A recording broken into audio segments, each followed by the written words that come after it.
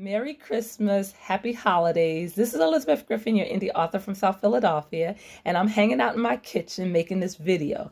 I'm supposed to be preparing a holiday meal, however, I'm procrastinating.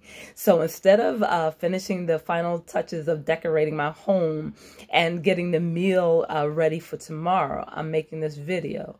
I wanted to talk briefly about something that I've been thinking about lately, and that is the fact that I'm a citizen of the world and that I'm a citizen of this decade, and I'm progressing into the decade that is coming. And I just was thinking about the different changes that have occurred in the last 10, 15, 20 years as far as social media, as far as the internet, and as far as publishing. In the past, 10, 20 years ago, I wouldn't have had the opportunity to promote and produce a book without having a large amount of money. Doing ebooks and creating ebooks and placing them on different ebook retail websites is something that is definitely new, and it's something that wasn't available to us as authors 20 years ago. And just to give you an example how things used to be, when I first started writing, I couldn't get my book out unless I had the money to print it. And then with printing costs and having someone design the cover and the layout and all those type of things, it costs quite a bit of money. And so my first run of books, which was Naira, a young adult novel that I produced in the 90s, that cost me about $7,000 to produce maybe 2,000 books. And then once I had those books, it was my responsibility to find a distributor and to distribute these books.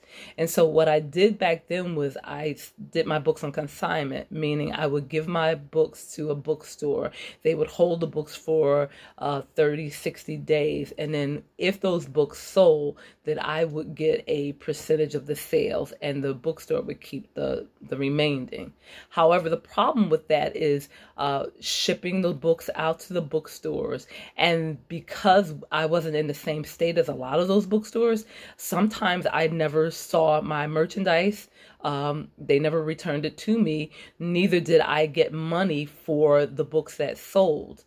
So that was the climate back in the 90s. And of course, some people, they excelled in self-publishing, and they sold so many books that they were able to get a publishing deal with maybe Simon & Schuster or Random House, things like that.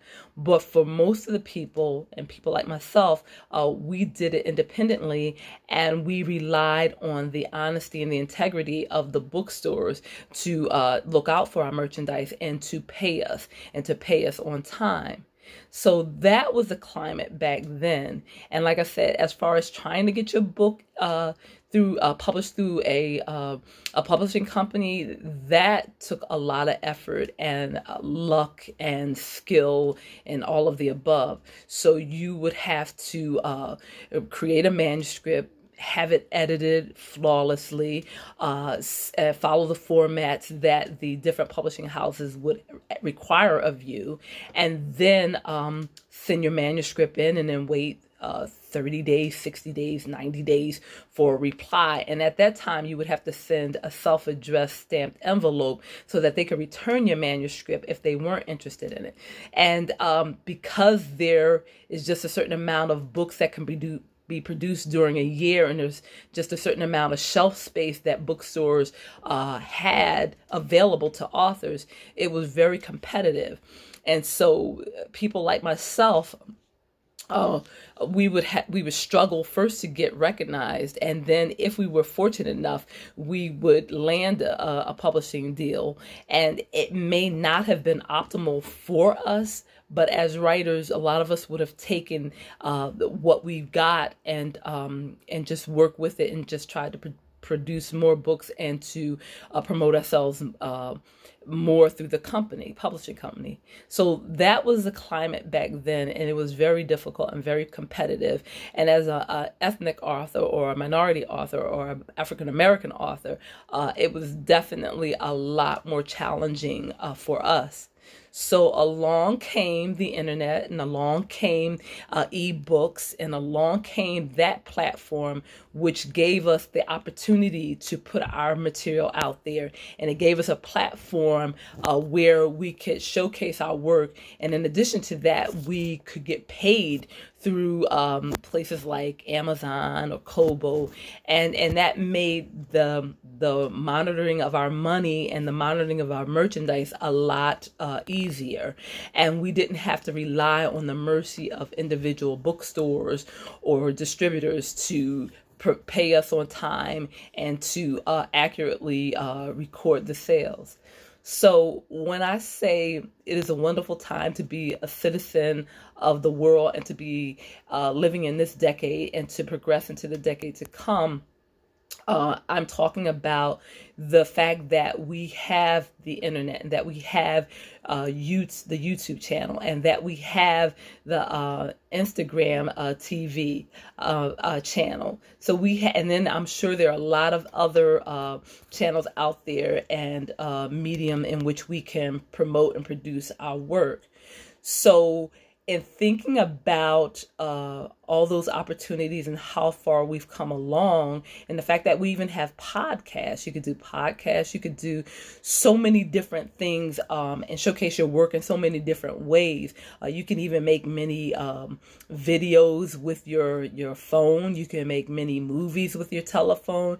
There are editing devices that come along with a different cell phones. Like I'm told from my son that Apple has an amazing phone that allows you to edit and to create movies, and is just phenomenal. So with all those opportunities and the platforms available to us now, if we sit down and we strategize and we think about where we want to go and what we want to produce, we can take our career and we can take our talent far. And in addition to that, pardon me, sorry, my nose is itching. In addition to that, education is phenomenal now. You can get so much information through the internet. You can learn a language. You can learn different skills. My children use the internet as cooking lessons. So when I say now is the time to take advantage of these opportunities, because we don't know what will happen in the future. We don't know what regulations and what restrictions YouTube and Instagram and some of these other platforms may institute. Now is the time to take advantage of these opportunities, and now is the time to run after your dream. So in reflecting on this and just thinking about the position you are in life and where you are in life, some of us have a lot more opportunities and advantages than others. And I was thinking about myself. I live in the United States. I live in Philadelphia. And I was thinking about my salary, and I was thinking about the opportunities that I have here. And I was also thinking about different people in other parts of the world would look at me and think that I'm rich, or think that I have so much. And in fact, I do.